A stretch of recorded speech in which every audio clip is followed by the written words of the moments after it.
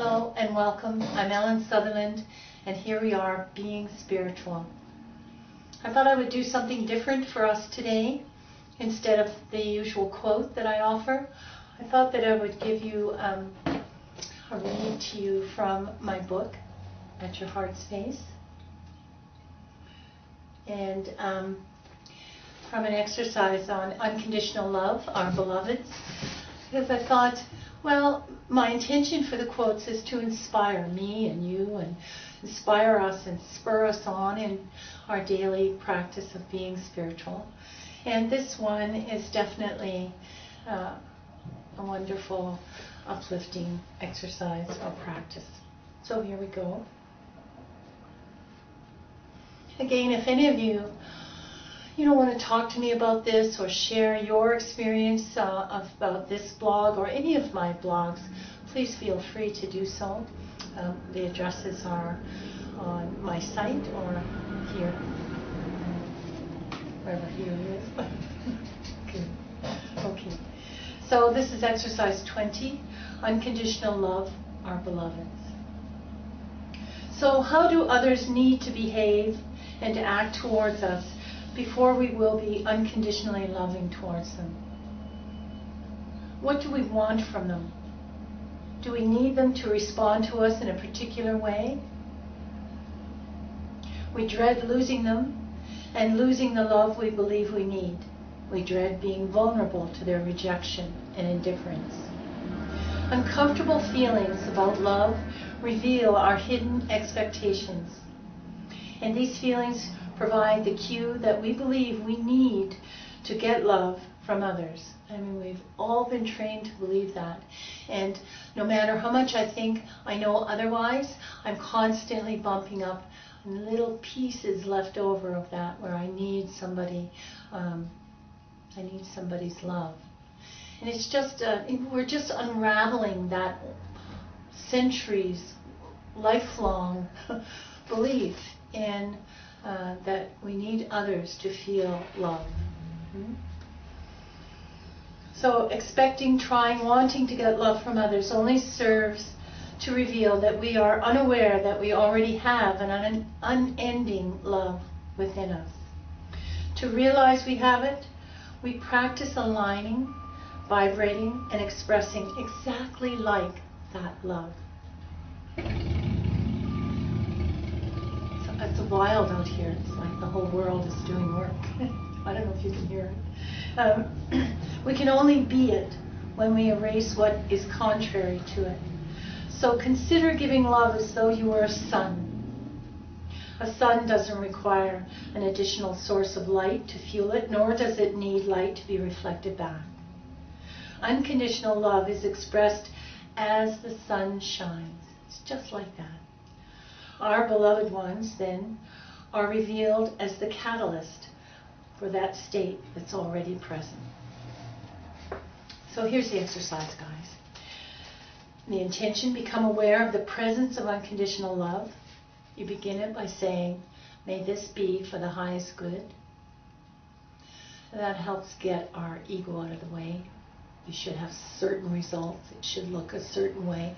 When we say we surrender to the highest good, we just assume the highest good will come to us, however that looks. This exercise asks you to observe and reveal your capacity to love unconditionally. Bring to mind someone you adore. Notice how you feel when you bring them to mind. They may be your child or your children, your spouse, your love partner. You may bring to mind a parent, a grandparent, another family member, a friend from your present or past.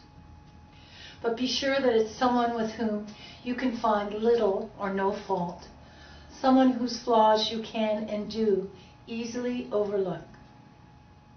If you do not have one like this in your life, choose an avatar such as Jesus, Buddha, Krishna. Choose a hero from history or from a novel. So the intention is to get that love feeling fired up in you. If the thought of a beloved pet rises up, use that. I mean, I had a pet that, would bring incredible, potent love out of me. Pets are often a perfect example of unconditional love. So look for someone who brings out the energy and the feeling of unconditional love in you. And unconditional just means you are extending love for long periods of time without thinking, well, and I wish they had been different. I wish they hadn't said that. And if they would only, you overlook all that because you just love them. Okay? So take note of how it feels when you express this feeling of unconditional love. You're open, expansive, and above all, willing to overlook behaviors you would not normally overlook in another. Perhaps your beloved is your child. Others might find them irritating, but to you they're growing and learning and navigating through life. Their selfish acts, their social errors, their messes come from being new and innocent.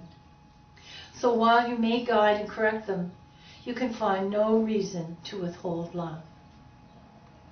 Your special one may be a spouse or significant other. You do not care that they make extra work for you. It's your joy to do for them.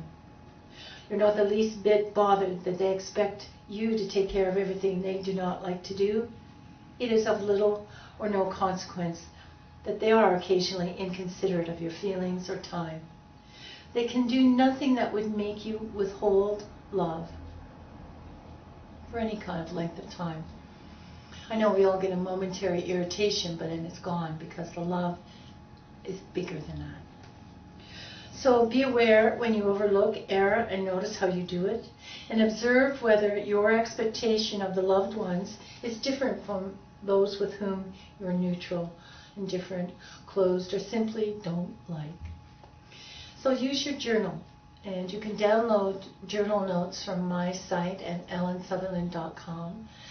And if you don't have a journal of your own, or use your iPhones, but jot down what you notice. It's very helpful to bring it into the physical and jot it down. What you notice by practicing this exercise of just bringing someone to mind, and then becoming aware of the times when you feel this feeling in your life. It's most helpful to realize that you do and have loved unconditionally in some life situations. The exercise is many-folded, many-intentioned, but mostly, as I said in the beginning, to help you realize that you really do have the capacity. It's innate, it's what we are, but have the capacity to love like that. And so in spiritual life, as you move yourself up into the love vibration, it's not particular anymore. That love is to be extended to everything and everyone in every situation. You know? And so it seems like a vast, major, impossible challenge, but it's very good to start it out knowing you have the capacity because you do it in your life. So I hope that's helpful. I hope it's a good contemplation for you. Please consider letting me know how it works for you. Peace to you.